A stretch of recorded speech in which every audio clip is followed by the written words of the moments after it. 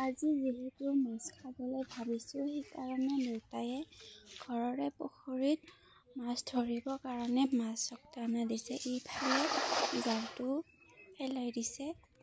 পুখুৰীত বেছি মাছে নাই, যি আছে সেইটোৱে ধৰিবৰ কাৰণে।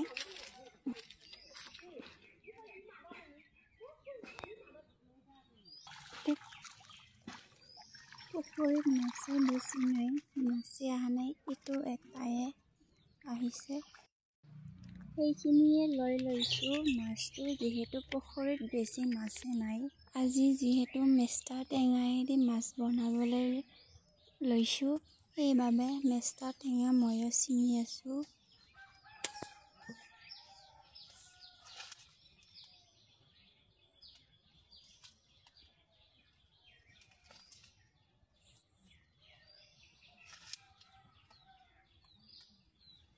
সেয়া হৈ গ'ল মেষ্টা টেঙা। এইবাৰ ভালকৈ বাছি ল'ম, তাৰপিছত ধুই ভালকৈ ৰান্ধিম।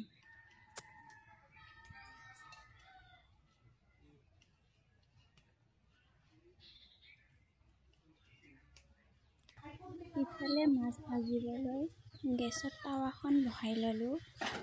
এবাৰ মাছটো ভাজি ল'ম, তাৰপিছত মেষ্টা টেঙাটো মাছেদি বনাম। কেৰাহীত তেল দি দিলোঁ, তাৰপিছত গৰম হোৱাৰ পিছত মেষ্টা টেঙাটো দি দিম।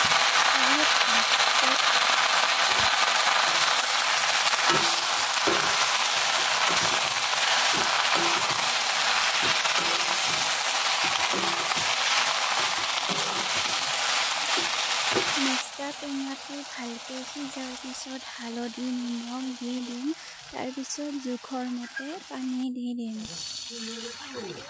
ইফালে মাছটোও ভাজি ল'ম। সেয়া হৈ গ'ল মেষ্টা টেঙা আঞ্জা। আজিৰ খানা মেষ্টা টেঙাই দি মাছ আৰু মাছ ফ্ৰাই।